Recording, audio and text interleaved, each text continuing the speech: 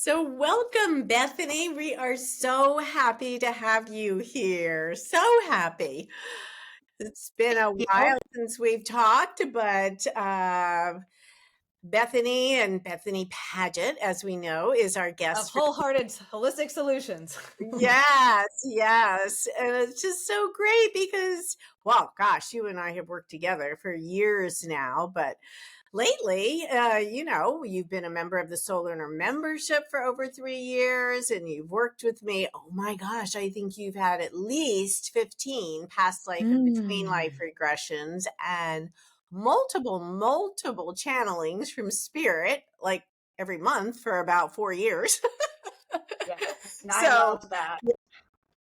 yes, to you. Yeah.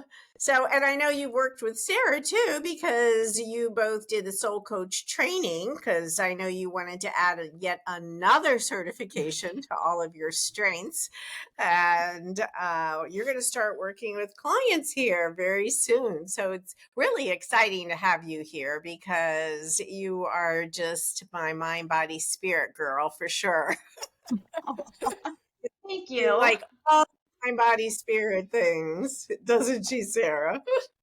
Oh, for sure. It was so fun getting to work with you in the coaching course and to hear kind of like directly about your work and your pieces and how you are able to reframe it through the lens of your certification. So I think now that you are a soul coach and be able to offer the spiritual side with the mind and body, got a good full package over there.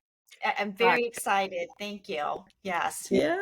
Yeah, because you did so much work with Dr. Amen as a brain coach first. And so wanting to add now this spiritual piece in is just seamless with the mind, body, spirit. But, and I just think your experiences with so many past life regressions have given you this special insight that a lot of people don't have into that realm.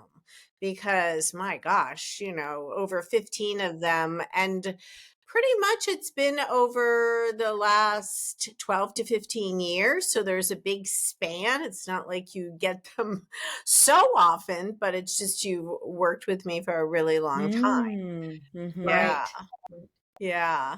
Have they been just some of the most fascinating things you've done as a regression? Oh, absolutely. Absolutely. When I first thought about doing it, I was so, I don't want to say scared, but first of all, I was For afraid I sure. wouldn't be able to do it.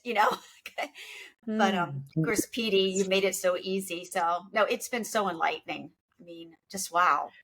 Oh, good. Well, and Bethany, a lot of people do get worried about going into hypnosis, being able to do it, feeling nervous. What did you realize after doing the first couple of them? Like what calmed those nerves or those questions for you?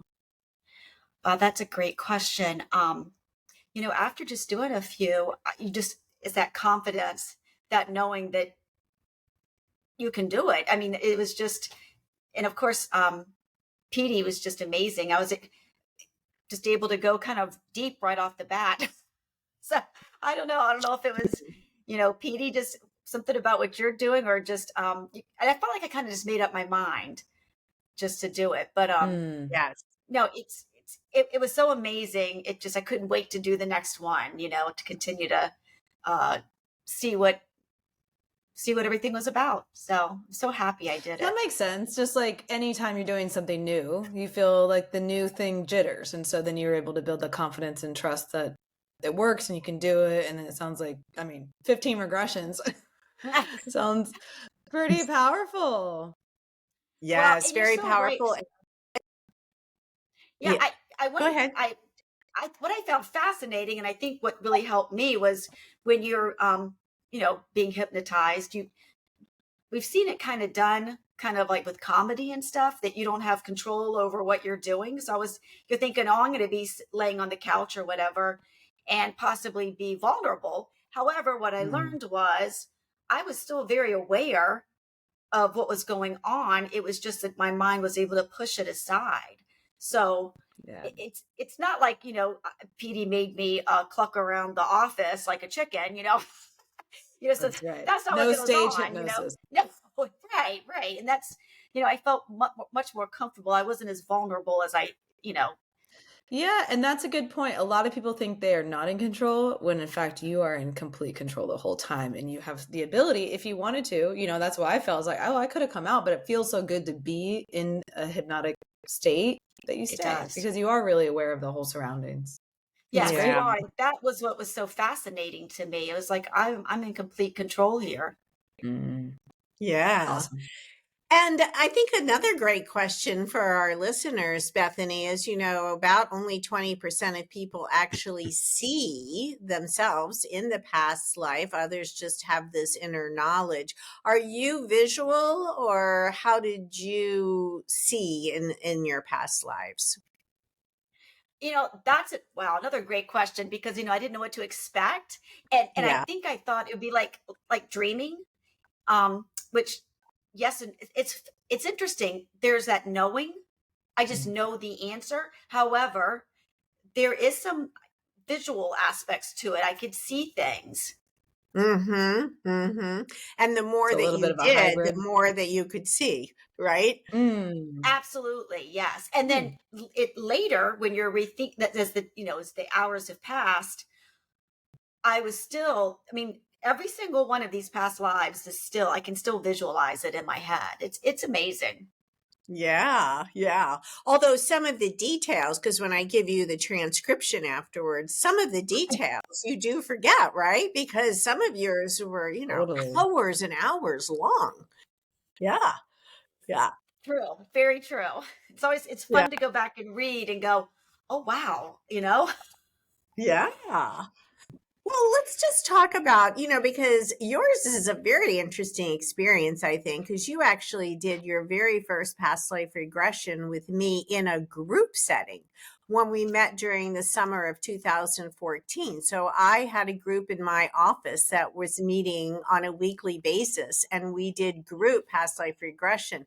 And it's so interesting. This is a great point because, Sarah and I are going to Costa Rica this May and doing group past life regression. And one of the things people love to ask are, is this experience going to be as good for me as doing it one on one? So this Mm. is so fascinating that you actually did your first one in a group setting. And do you remember how that felt for you? I do. I do. I was, of course, being very relaxed and forgetting that everyone's around you. That's also kind of a thing. We're all, Sure. absolutely. I mean, it was just, as usual, it was amazing. The only thing with the group is that you weren't able to probe, right, Petey? You weren't able to probe what I was Right. seeing. But I mean, and I'm sure there's some things I probably the little details, but it was amazing. I went home and I wrote it out, and yeah, I Mm. remember that. It's one of my favorites, actually. One of One my of your favorite past favorites of lives. all. Yeah. And I that's think, what's Yeah, that's what's important for people to understand too, that in the group past life regression, even though I'm not individually asking you for your own unique experience, I'm asking the questions of the group to help you process each one. And so you Hmm. were able to come up with the fact that you were in Atlantis and you were with one of your daughters in this lifetime. You also were with your husband in this lifetime, right? yes, yes, yeah. Yeah.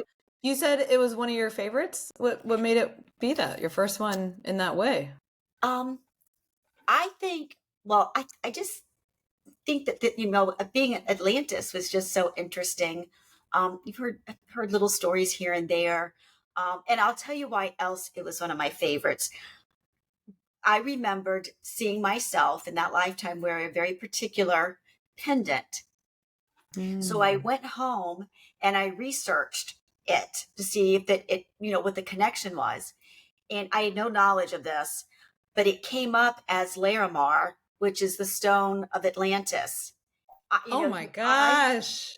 I about, I mean, I was by myself, but I was like, oh, I couldn't believe it. Like, I was just blown away. So fascinating. You like can't even make it up. The way that you can it's just so interesting that I was just sharing with somebody this morning. They were asking about past life regression. I was like, there are some little fact checking you can do. You can't plan it, but it does come out. And that's wild. How neat is that? Do you wear Larimar? Do you feel more connected to it still? Yeah. That's one of my favorites before, Yeah. and I just was checking to see like why, because it was so prominent, right? When I was doing the past life regression, and I thought, well, I just got to check that out. And I was just blown away. So yeah, I wear it now. Yes. Yes. And I think what's also so interesting is when I do these group past life regressions, because I've done quite a few because I've done big seminars and whatever, there's always somebody else in the group. So there was 2 others that day that went to Atlantis.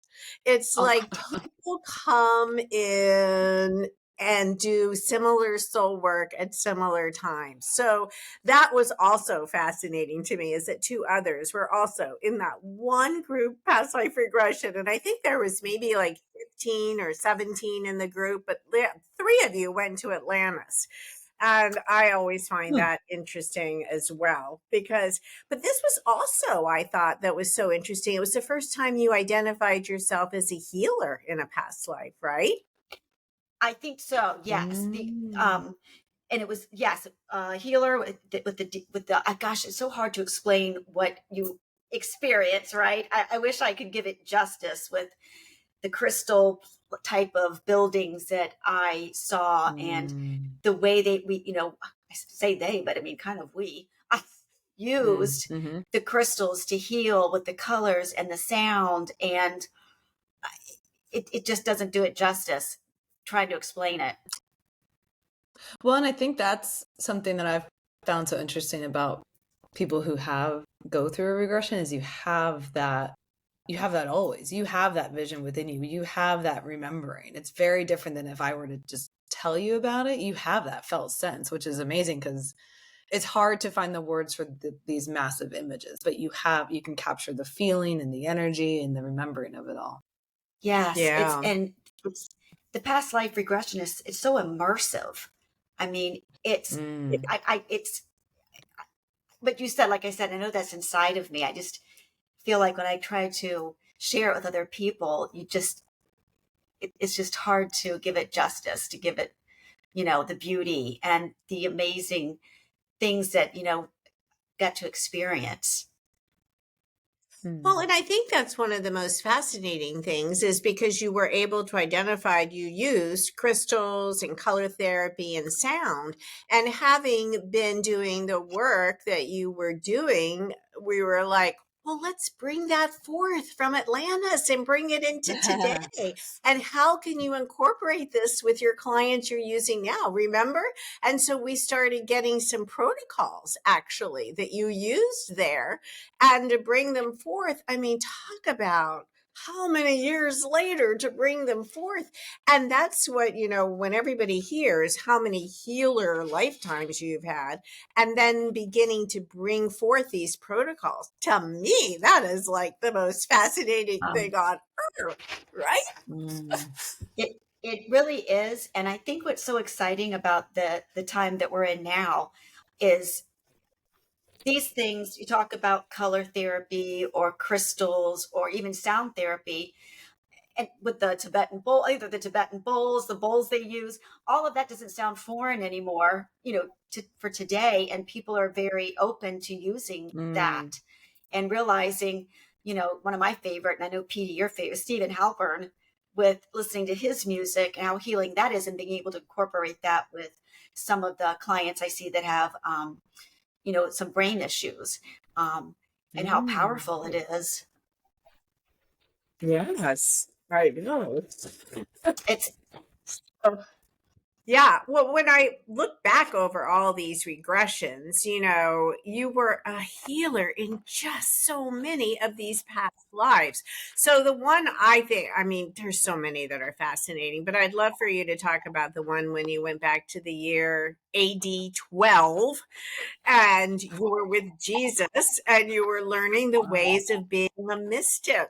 Oh, let's talk about this. It's so fascinating. I remember having goosebumps up and down my arms when you were talking about being with Jesus and his teachings. I mean, it was just so seamless. It just comes out so seamlessly. How did you feel going back to that lifetime, Bethany?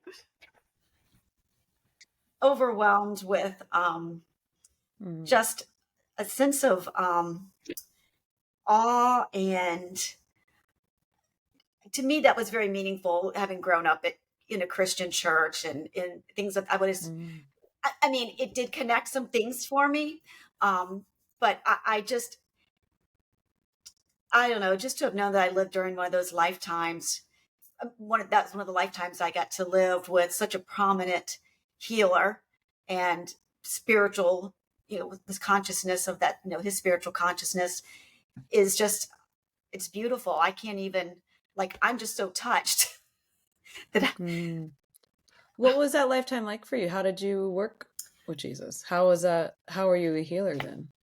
I'm trying to, that one was so interesting because, and I want to say that I was kind of more in a periphery of, so I didn't work directly. I just remember hearing his name and and I seem to think we talked about, I was at a celebration, and I think it was probably the wedding that they talked about in the Bible. So I don't want to give the wrong impression that I was like, one of his disciples or anything like that. There was, as a young lady, I was, I think, and I believe it was like a genetic or a maternal type of lineage that you were assumed because of your maternal lineage to be gifted in a spiritual and healing sense.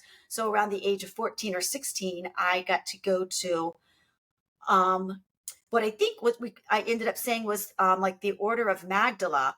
It was a school for young girls to learn how to heal with that spiritual bent, I suppose.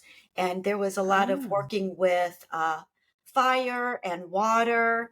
And I'm just trying to pull that one up for myself. Wow. Petey, so I could try to, because all the details are, Yeah, the details get very washed interesting. away. Yeah, for sure. Well, the details are interesting. And plus the fact that you were in Jerusalem when you landed in the lifetime, and you could actually see, you said Palestine on the map when you landed. So you landed right there? Yes, in that and doing the healing work because you were in that school and you were learning and there were rituals taking place and you were very specific. It was like, I'm wearing a white headdress with gold piping. It's very sacred. There's a cleansing ritual we do to get started. I feel so blessed to be in his service. And you were working with the oils, putting it on the foreheads, the hair, the soles of the feet, palms of the hand. And again, which essential oils, Sarah? Rose and frankincense. Those highest vibration, right? And that's, we're talking AD 12. AD 12 we're going back to. And you could hear all of the protocols and the teachers that were working with you, actually, right? And it was, they were teaching you the ancient history and the ancient wisdom to pass it down through all the generations, right? Yes. Passed down from Egypt. That's what I've got. I see that I said that. Yeah, it's amazing.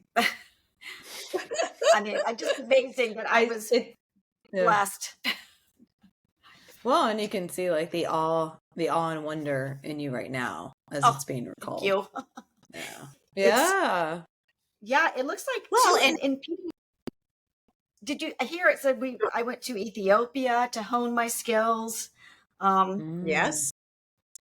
It's just, and you worked in an orphanage with children that were the sick and abandoned children. And that's where you would administer these healing techniques because the children were so receptive to your healing. And, I mean, this has been something that you've been working on for quite some time, because you started as a very young girl, and we went to so many significant events, I mean, into your 50s, and actually to be 60 years old at that age was a very older age. And that's where you ended up, and you were as you were 60 years old, what were you practicing?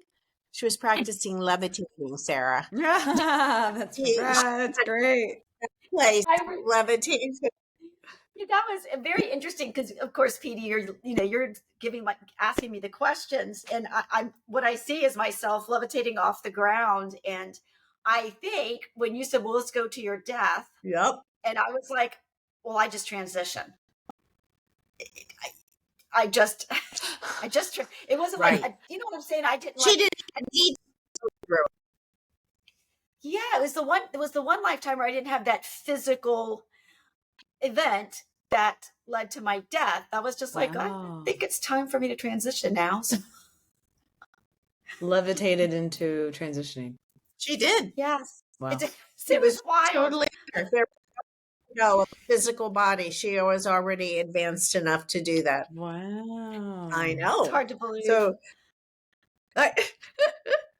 and then going between lifetimes, I mean, that was pretty pivotal to you because, your dad came to visit you, and Yes, you had a lot of experiences there, right? yes, I did. Yes, and it's interesting. When when you have family situations where I didn't grow up with my father, so I didn't have a very close relationship, and then of course he died, and you don't get to have questions answered, or you don't get to work out some of those things. But then I realized I can when I go between lifetimes, and you do get to work out some of those problems or challenges with another person in your life. That's helpful. I feel like you get to put some things to rest. And for when you went, how did he present to you? Was it like did you see him as you did when you were younger, or was he older, or how did he look? He was a little bit older for me because I didn't get to know him until I was 18. And so I would say he looked around that age, and he passed around 56 or 57, which of course I don't consider that old anymore. So, Right. Yeah. So sure. he kind of came, kind of how I knew him, as an adult. But, and like I said, I got to work out some of my stuff with him, the baggage. Yeah, because that's when you went to where you initially made your soul contract, so you could understand what that contract was with your father. And then that explained a lot of where these feelings have come from your whole life, right? Yes. You're able to work out, I had some abandonment issues, but just getting to work those out and really understanding that I asked for that. And also it's just very helpful to be able to work that stuff out after a person has died, or if you just can't work it out with them anyway. So what, for people listening, in terms of like working it out and healing your abandonment issues, what does that mean? What did you learn in order to release the hurt or the anger or the upset or the unknowing? Oh, wow. That's a good one. It's a good question, Sarah. Let me think. I thank goodness for Petey, because she's always kind of able to guide me to get the right questions and because I don't even know if I can answer that. It's such a profound question. I was just able to hear his side from that soul to soul, and it just takes the pain out to realize that the abandonment, he wasn't really rejecting me. He was doing that a lot of times a person comes to play a hard role or a difficult role because as a soul, they actually love you so much that they want you to learn these lessons. So it really helped me to put to rest the fact that, I wasn't abandoned because I wasn't good enough, or that there was anything wrong with me. It was a soul lesson for myself. And in some ways, he was figuring some things out for himself too. We came together to get some work done. So I when I'm looking at this, just understanding that, again, he agreed to have those because that was our soul agreement. And I think I probably still have more work to do with this, but just understanding that getting to the forgiveness, getting to the peace, and just not personalizing things at that human level. Does that help? Yeah, and I think you're able to explain that really well, and it's also something that's not totally that is easy to explain. Mom did a regression on me years ago, and I went, and my biological father has passed many years ago, and I still had some stuff to work out. And I went between lifetimes, and I had a really healing conversation, the soul to soul. And it is hard to explain. So I understand what you're feeling right now, because I don't think our words are developed enough in order to even share what the felt experience is, because there is something so healing about being in that space with this person and both understanding around these soul agreements and contracts. So I do get it. Well, I was yes, just going to say, I'm bumbling over the words, but when you're in that space, you're not just having the conversation.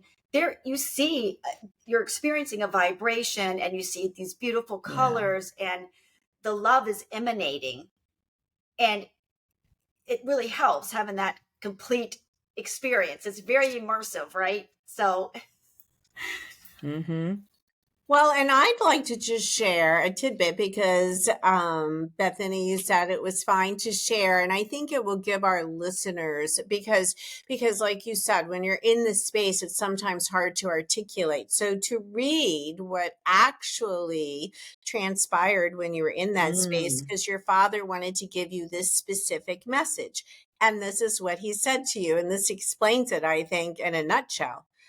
I sense a lot of your shame and remorse and guilt, even though realizing we're now in a place where these emotions don't exist.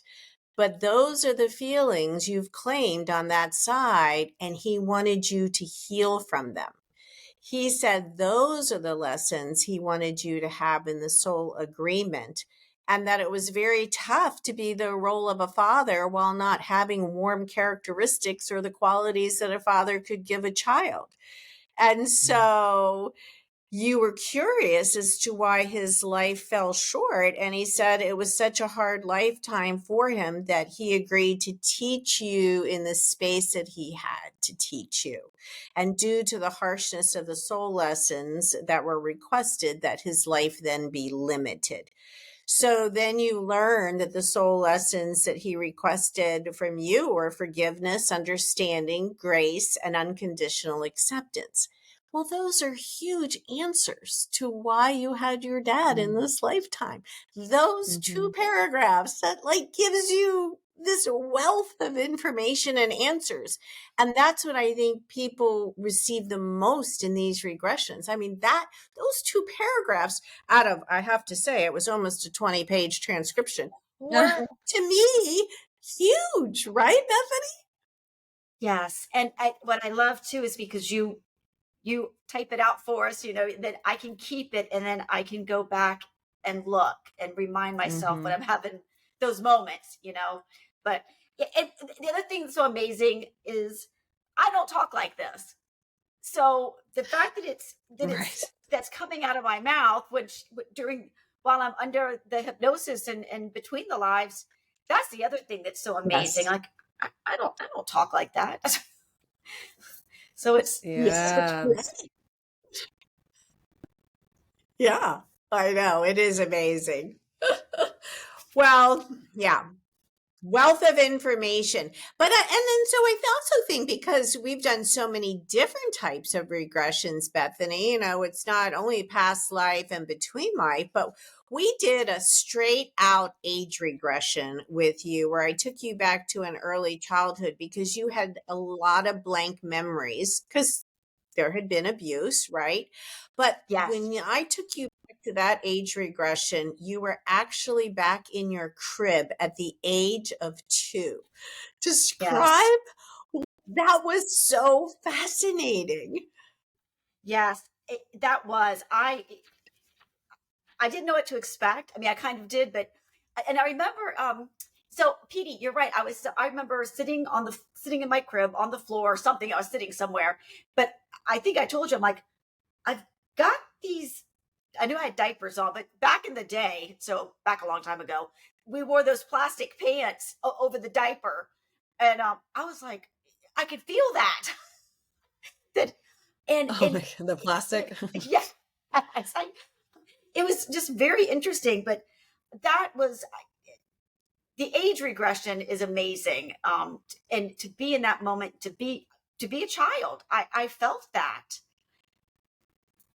I And you don't, I could mean, hear yes, the talking. You could understand. This is also the interesting part. You could understand what was being said. So here you were, not even able to speak yet. And you had this integration of understanding the conversations that, because what do you remember from that? yes, I remember the conversation taking place of course, adults around me, my mother and my grandparents. And of course, I can, really sure could talk a little bit, but being able to understand that adult conversation. And then, of course, in my own mind, trying to make sense of it and the feelings that came with that were very overwhelming. It shed light on a lot of things. I think if I remember correctly, I felt a lot of shame at that moment, and I didn't remember. I mean, you don't know how to deal with that, but it still sits with you, and then you carry it forward. Yes. And so understanding where the source of that shame came from the conversation you overheard that you weren't supposed to hear, we were able to do the healing work with that, and you were able to let go of that shame. Do you remember? Yes, yes, it was very significant. And Yeah. that conversation was, of course, around my father, and that was, I think, one of the things Mm. that really sat with sits in you. I don't know how else to explain it. Yeah. Well, I mean, it Mm. makes sense. It's just, and that's one of the things I think is another fascinating thing. It's kind of like, when someone is, had a lot of brain trauma, or they're not able to talk, or they've had this surgery, that's always been said. People, they hear every word you say. But this goes for even very young babies and child, because when I do the age regression, and someone is 6 months, they're telling me about a conversation, and they're telling me how it's making them feel. So, gosh, to have this mindfulness about, how some people will say, oh, they're too young, they're not listening. Yeah. Oh, they are so listening. It's affecting their soul, literally. Well, and in the Yes, brain, it's about 75% of the neurons are wired by the age of 3, about who you Yes. are and your beliefs and your conditioning. So, Bethany, when after that age regression, was that feeling of shame, was that released for you? it was. It really was. It Yeah. was. There was a lot of healing there with that. Mm. Not only with my dad, because the conversation was around him, but even some Mm. understanding of what must have been like for my mom, and Yeah. giving her some grace. And Mm. that she may not know that, but I mean, I was able to kind of, for myself, give that to her, understanding they were making some tough making some tough decisions, because you literally are in on the conversation. You remember it. My brain, I'm sitting here looking at it. I mean, I basically was repeating the conversation, right? Petey didn't, with the age regression, I was right there in that moment, repeating what was being said, the feelings that were going along with Mm. it, and not realizing how much they stay with you. So yes, I was able to do some healing around that. Yeah. Amazing. Amazing. Yeah. So again, I want our listeners, there's so many levels of healing that can occur in different types of regression. And Okay, well, Bethany, I'm gonna have to take you to another regression where, holy smokes, okay, I've been doing it since 1991, so we're over 30 years. This is a one of a kind. This one has never occurred with anybody else ever. So it's not your classic past life regression, but we're going to talk about the one you did in 2015. So this was where you had a friend, we'll call the friend Sam, just to have a name, but you had a friend of yours die, and it was said that he committed suicide. And you told me, oh, Petey, I just cannot believe it. He just doesn't have the personality to have committed suicide. And it troubled you just like to such a level. So I suggested we go between lifetimes so you could have a conversation with him to get a level of closure, because I do that frequently with clients who have had somebody commit suicide. And so, wow, what ended up was so fascinating. What would you like to share about that? Well, I think one of the things that really fascinated me, because you didn't, correct me if I don't have all the details right, Petey, but if a person has committed suicide, correct? If a person's committed suicide, they typically, do they not show up? Or I thought there was some sort of nuance that. So they're in a holding. Yes. So if someone's committed suicide, in a holding space, again, there's no sense of time on that side, but it could be for a very long time until they're ready to be released to do the healing spiritual work on that level. So sometimes when I take people, to have the conversation with someone who has committed suicide, they're not available to have the conversation with. But sometimes when it's been, 10, 15, 20 years, then they are available. So it just depends on where that's at. But the fact was, yes, that you saw him immediately, right? Yeah, and he'd only passed about 2 weeks before this, 2 to 3 weeks. Yes. So he had just died. So yes, so you took me to the bridge. There was a bridge, yes, and which was fascinating because I hadn't experienced that with doing this, obviously. And I remember it took a little, it felt like a little bit of time for him to show up to meet me. Yeah, the bridge is between this life and the veil of the in-between life. And that's where they come to have these conversations with you. But he did end up showing up, and you had a couple of your guides come to be with you as well. And so, yeah, you said, yeah, he was in human form, and you felt you were so compelled to ask him right away, Yes. right? That was your first question. Did you kill yourself? That was your first question. And what did he say? Yeah, I'm fascinating reading through it again, that he sat down next to me and he took my hand. Bethany, I did not kill myself. I wanted to live and finish the work I started. But bad things happened. I loved my life, my family, and work. I knew I was doing research that was potentially too hard for the world to accept, and the truth has now been buried. And it was fascinating. I mean, it was just fascinating. I can't say that. I'm sorry. It just is. And I think what was also so interesting, Petey and Sarah, is that he was so different. Like, this guy was bigger than life. He had an ego on him. Okay. I mean, he just did. And that, he had a big ego, and, but that wasn't present there, or wasn't as prominent when I was talking, when I was meeting with him and talking with them. There was that shift. Yeah. Yeah. Well, because he's in this spiritual space. So he said he didn't die by suicide. What happened? And it's interesting. So, he said he named a particular person that did kill him, and that person was an acquaintance.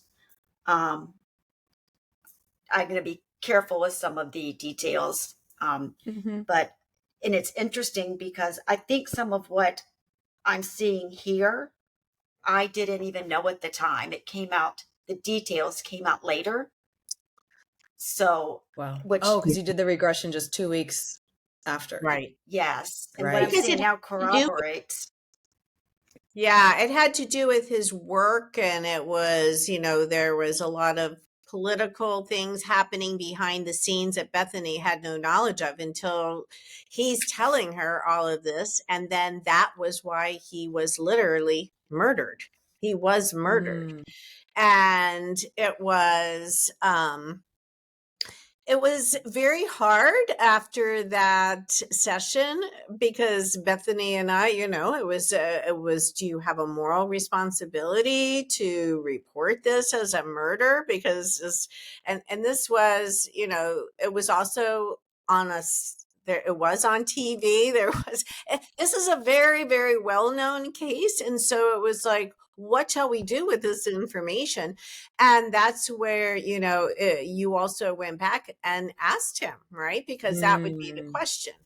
And he replied, right, in the soul contract, he didn't want you to address this because the person that had murdered them, that was part of their soul contract, that they had to work through those soul lessons on their own. Yes. So, but that was hard for you. Do you remember, Bethany? Oh yes, the whole thing was, yes, that was hard. There's so many layers to it. So I mean, he had been a very important part of my life, my family's life. Um, it was difficult. Yeah. But did you feel at peace through after that conversation because you had been so upset about it? Yeah, I did. I mean, I felt like that I was getting that. I felt like I was doing what he asked me to do. So, Mm. which was to not, because yeah, he says he doesn't want me to do anything with this information. So, um, it was interesting too, Right. Petey, I thought, because it was, that he said he was disappointed that his life ended as it did. Um, Right. I just thought that was interesting looking over it, that I can see that. I mean, I guess even if there's we have free will, right? So, I mean, maybe there was different opportunities. Maybe he didn't for sure. I mean, didn't know that was the way his life was going to end on the soul level, or I kind of wonder about that as well. With free Yeah, will coming into I play. would. Yeah. But again, and here's another fascinating piece. So, is this what typical psychics do when they work for the police or, actually being able to communicate with someone that has passed to give them details? This is kind of similar to what that must be. Do you think? Yes, I mean, I wonder about that. A lot of people, I would listen, if someone murdered me and I was on the other side, I'd be like, go get that person, or maybe not on the spiritual Oh. side, but it's hard because you on this side, right? The human side, we want justice and fairness and all of Mm-hmm. that, but being on the other Yeah, side's a little different. I And know. so in that, he said it was part of the soul contract with this person. Yes. How do Yes. you talk to that mom around like murder being in a soul contract? Because that's what's kind of being pulled out right now. Right. Well, you have to look at what the soul lessons are. And so if, learning forgiveness, because that soul, is going to have to come to terms and take responsibility when he crosses over in terms of whatever that soul lesson is, because does he live with guilt and retribution his whole life? And yeah, I mean, obviously this was an agreement that he said they made, and so that's why he didn't want something legally done to it, because again, it's all on the spiritual basis of learning these soul soul lessons. So who knows what this man is feeling that murdered him. I mean, who knows what effect that's had in his own life. I would have no idea. But again, it's all done on such a bigger level. And it kind of reminds me, Sarah, you remember the psychic that we met when we went to Costa Rica?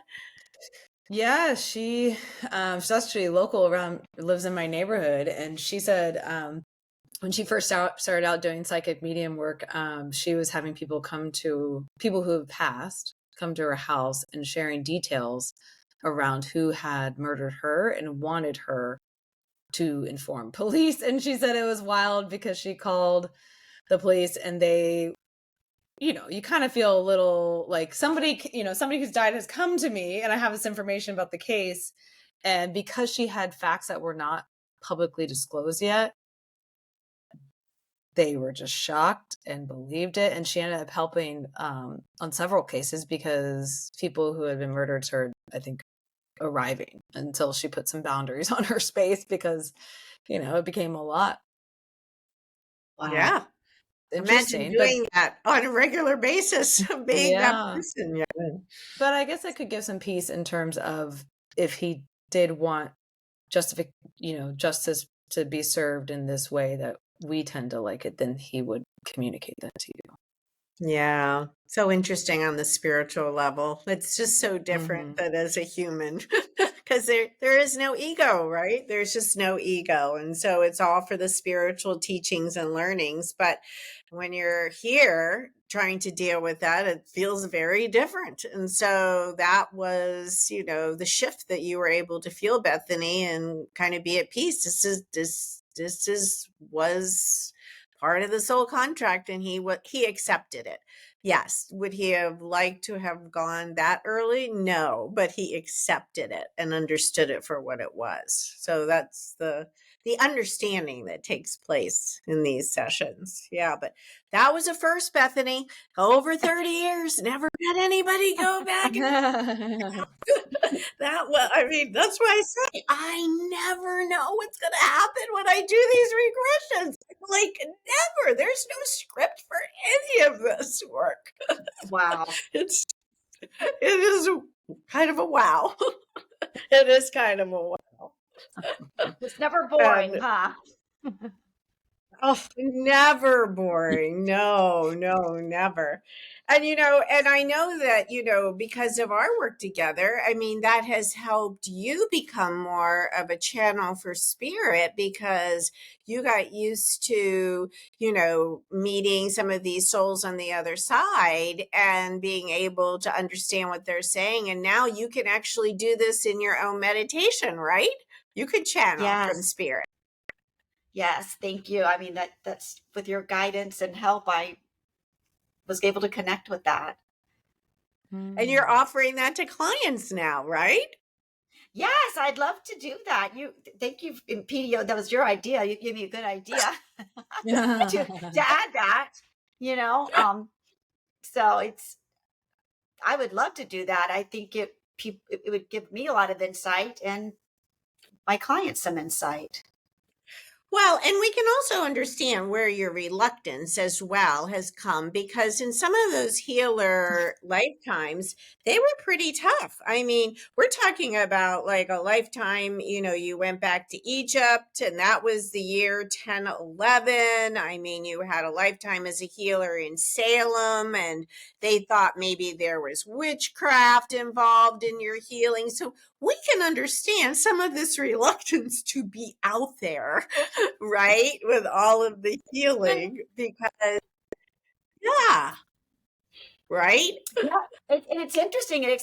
Going through this process with the past life regressions is explained a lot. Like some of my, the timidity around doing some things that felt different, and how are you going to be accepted? Or people are, yeah, because you still have that cellular memory of being burned at the stake. It's frightening. Yes. And being ostracized because that society you were in where you were working with those that worked with Jesus, that was a secret society, right? I mean, that was not to pronounce. So, I mean, there was so many cellular memories that come into like, yes, I do this, but I mean, I think Sarah and I can actually very much know what you're saying on that level. Sarah, it took you a while to come out and say all the things you do now, right? Yeah, I mean, that's just like anything that's outside the norm. And then, if you have some past lives where there's some trauma around it, it flows in for sure. Yeah. Yeah. So, Bethany, you feel more comfortable being able to share those things now? Yeah, I feel much more comfortable, but I do see with myself on occasion where I get a little bit cautious, and I have to remind myself. But it's good to know why. It's good to know why I'm kind of feeling some of that caution. Yeah. So now it's not just a fear of doing it; it's an old fear that you're like, oh, I remember that. Yep.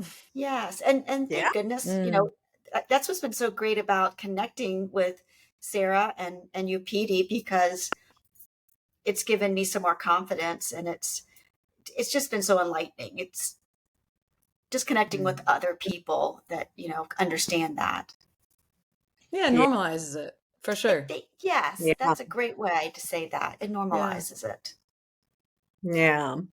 So, what would you say? Is there one thing that you'd like to share with others with regard to past life or between life regression that you think would be helpful for them to know after talking about? I mean, just these are just some of your experiences. Not even all, but is there something you think would be helpful for others to know?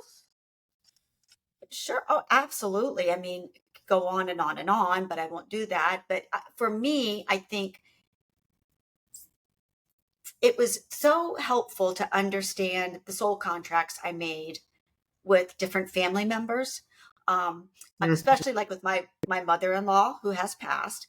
But at the time, Peter, you remember in session, it was my mother-in-law was like, "Oh my God!" Like, but being able to connect to that past life and see the soul contract we made, the other past lives I'd had with her, it helps to depersonalize things. And I found myself finding that unconditional love, believe it or not, for these people from my soul level. You do carry that even after the session. That unconditional love is still there. It's kind of been reawakened, I feel like, within myself. So next time I see, connecting with family members or just relating with them, it's a little easier to do.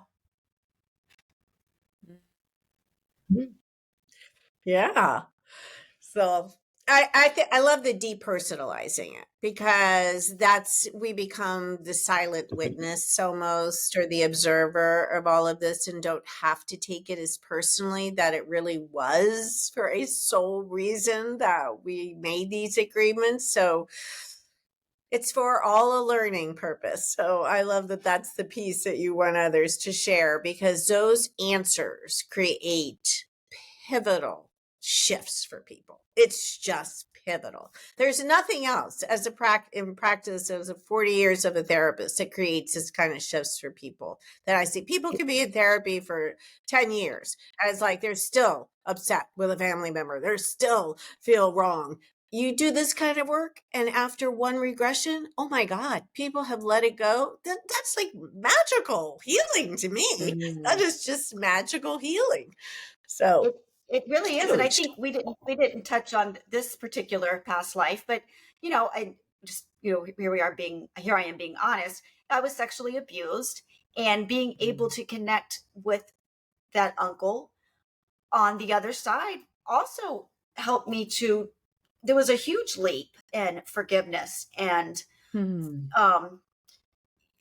understanding that there were soul lessons involved there. And again, there's nothing that's from me that has made as huge a shift or allowed me to get that bump in growth that I needed, like doing this. And then finding myself then asking, saying a prayer of thanks to that soul, when times are tough, and say, thank you for these lessons. Because nobody thinks to do that. Nobody thinks, oh, let me thank my sexual abuser or, but that soul came and did something that must have been, who wants to come down and be a pedophile? Nobody.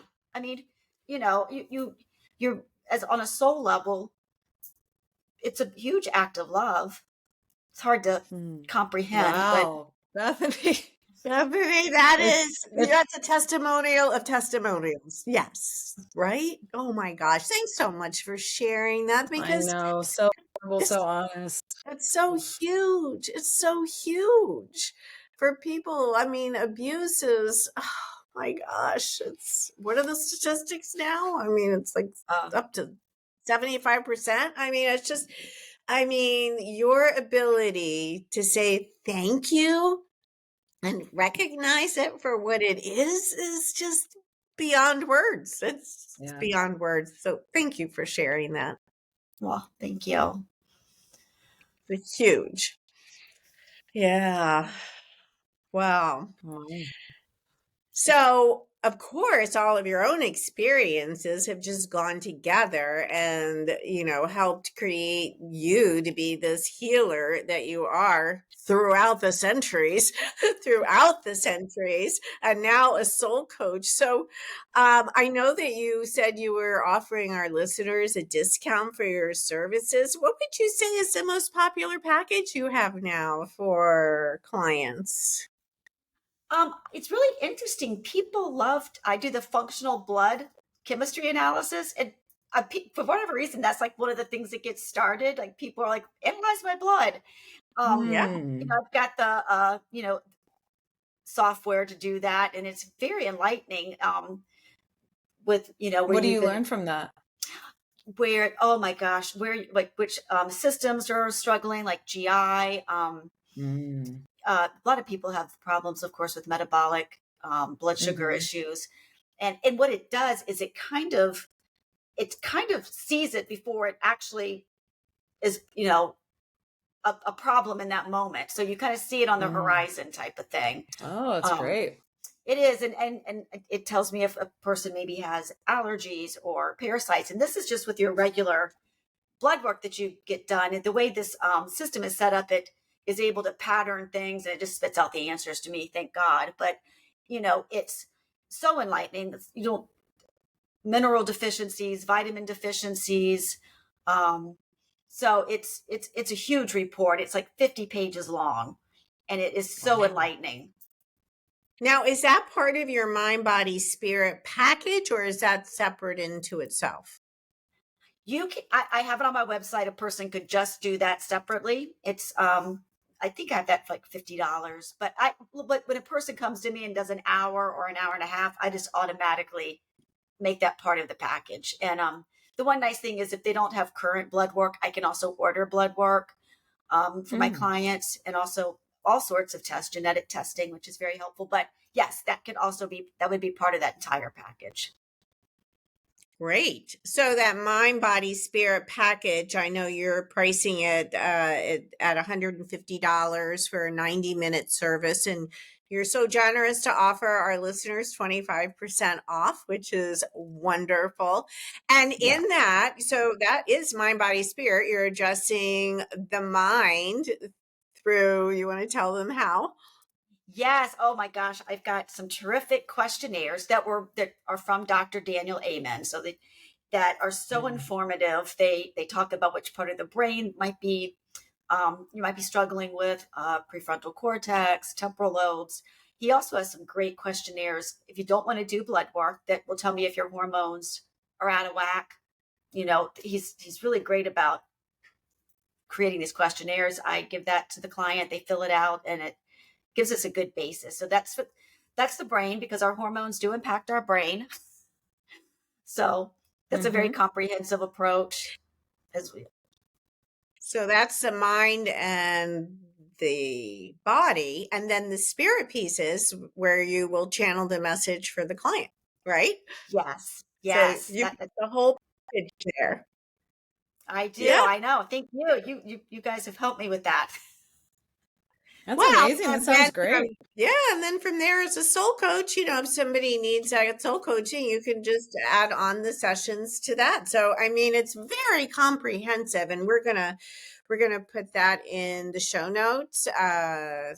Thank talking you. about, the percent that you're being so And generous with. let me just throw in there real quick, Petey and Sarah, that I do the nutritional. I make sure I throw that in there. I've got this, again, if whatever you need, if you have a mineral deficiency, or you need a keto diet, I'll create a menu and diet for somebody as well. Lots of Yeah. You have options. a long list of skills there.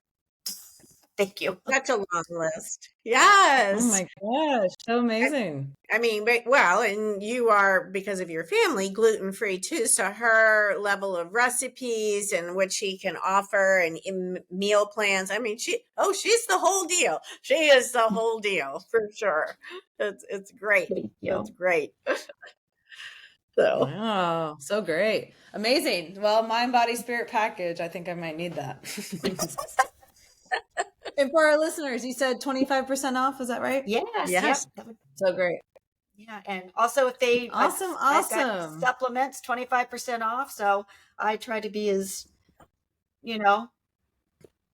generous Helpful. and because I just love helpful. Yeah.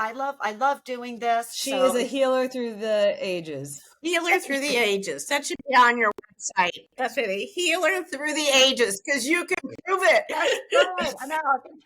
I love that. Healer through the ages. That is so I'm writing that down. true.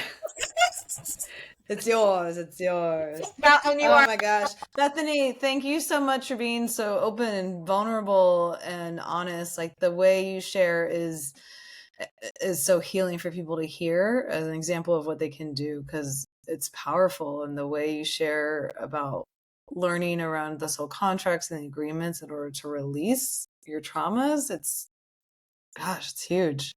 Thank you. Thank you. a gift to others. So thank you. Thank you so much for being on. We love you, and you're our number one advertiser. We love all that you offer our listeners. So we're very grateful to you on so many levels. But thank you for a wonderful interview. I mean, it's so enlightening for people to hear the many ways healing can occur through regressions, all the different kinds of regressions. So all of your many experiences is just huge. So thank you so much, Bethany.